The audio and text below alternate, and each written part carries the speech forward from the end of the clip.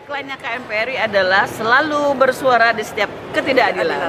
Jadi di Tom Lembong kita datang, di Pak Hasto ini kita nggak bicara Pak Hasto, kita nggak bicara PDIP, tetapi yang tadi kita bilang, baru berapa hari duduk ketua KPK, dia udah bisa tangkap Pak Hasto. Udah kayak Ali Nujum dia ya, Pak Hasto yang salah gitu kan, lucu kan? Kita padahal sekarang sudah melaporkan ke Bareskrim dan insya Allah akan berlanjut ke pelaporan pengadilan nanti. Oke, dukung TPUA, ijazah Jokowi palsu.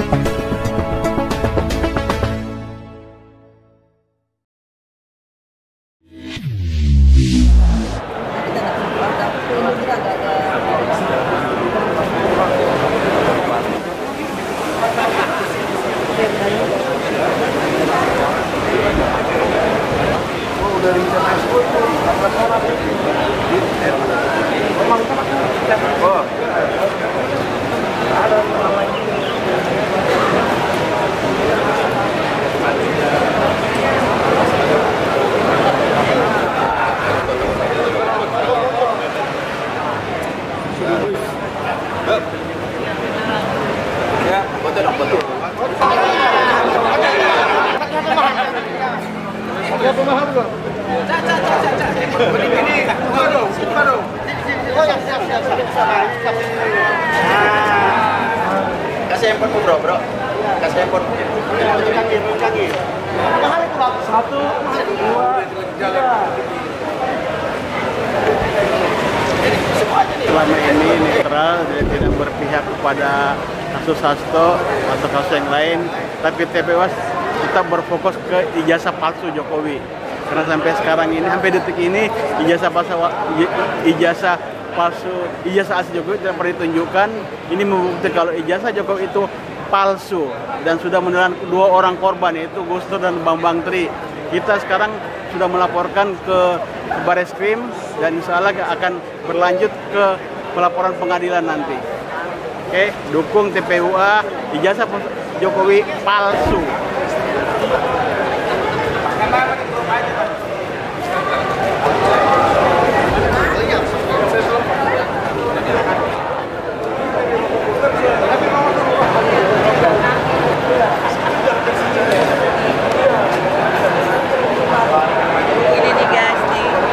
Jadi banyak korban-korban ketidakadilan di negeri ini. Ya. Assalamualaikum warahmatullahi wabarakatuh. Waalaikumsalam warahmatullahi wabarakatuh. KNPRI, Koalisi Nasional Perempuan Indonesia ini selalu merapat di mana terjadinya ketidakadilan. Terutama untuk hari ini nih, ketidakadilannya di mana? Ini kita kita punya kata-kata bahwa Ketua KPK sekarang itu kok kayak Ali Nujum ya. Baru duduk berapa waktu aja di sini, baru berapa hari loh, dia udah bisa nangkep Pak Hasto loh, keren banget deh Ketua KPK, betul gak sih? Sedangkan yang namanya Mulyono itu, Pak Joko Widodo, yang anaknya punya kasus korupsi, beleret, udah dilaporin ke sini, nggak ada juga tuh diproses sama KPK, keren ya KPK ya? Keren. Cuma sayangnya ya, Ketua KPK periode sekarang, 2024-2029, itu tidak sah, friend, tidak sah. Kenapa? Karena Ketua KPK kalau periodenya 2024-2029 harusnya panitia seleksinya datang dari Pak Prabowo, dari rejim yang baru, bukan rejimnya Jokowi, ya kan? Nah itu yang tidak bisa kita tampik. Jadi hari ini pun mereka ngadep ini, saya takut nih tanda tangannya nggak sah nih. Jadi Pak Hasto ditangkap dan lain sebagainya juga tidak sah atas nama hukum. Kenapa? Karena sudah menyalahi peraturan. Ya nanti dicek sendiri peraturannya. Saya bisa cek di sini bahwa Ketua KPK yang sekarang itu tidak sah, tidak legal karena panitia seleksinya datang dari Pak Jokowi. Ya, jadi ini pengacara ada 100 lebih ini loh. Nah, pengacaranya Pak Hasto sudah berkumpul di sini membersamai, KNPRI juga membersamai. Kami nggak ada urusan. Tapi KNPRI itu kalau melihat ketidakadilan, nah itu seperti ini nih. Ini Tom Lembong juga nih.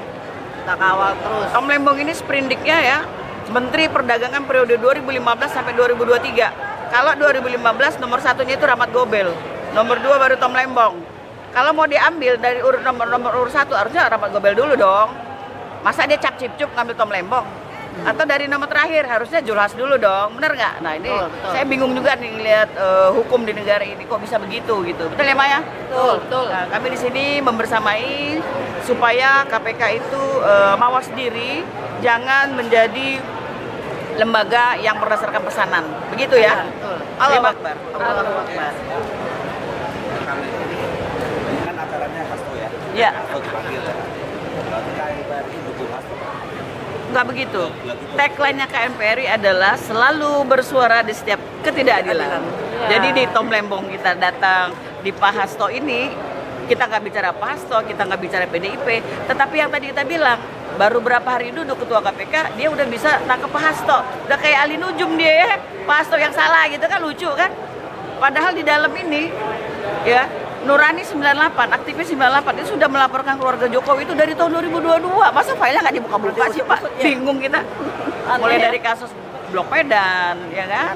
Kemudian kasus anaknya Jokowi, Kaisang dan Gibran. Kaisang itu bisa investasi di udang Paname itu sampai 100 miliar. Dari mana dia duit coy? Dari mana dia duit? Ya. Jadi kemudian Gibran, kemudian lagi Kahiyang Ayu ya dengan Blok Medan yang tadi saya bilang itu nggak ada semua. Untuk KPK itu mereka tutup mata.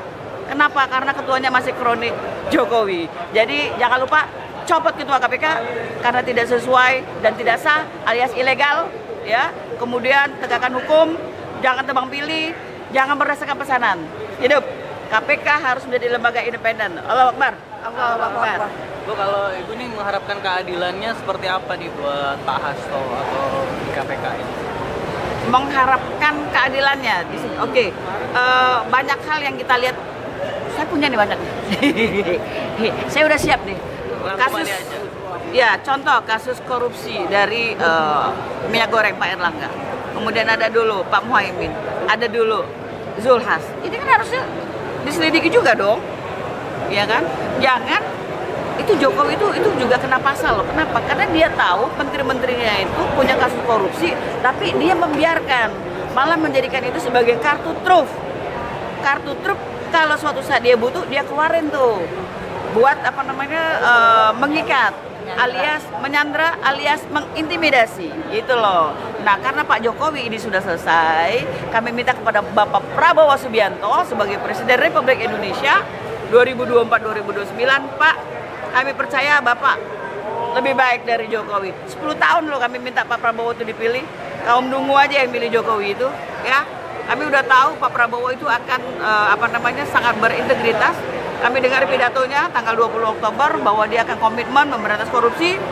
Terakhir juga dia bilang bahwa koruptor akan dikejar sampai ke Antartika. Cuma Pak, jangan sampai kalau koruptor itu adalah di lingkungan Bapak, Antartikanya berubah menjadi antar kita, ya. Masa koruptor disuruh balikin aja uangnya, diam-diam, nggak bisa Pak, nggak bisa. Rakyat Indonesia jadi miskin karena semua proyek itu semua dikorupsi, begitu ya. Terima kasih. Terima kasih. Bisa bertanggung jawab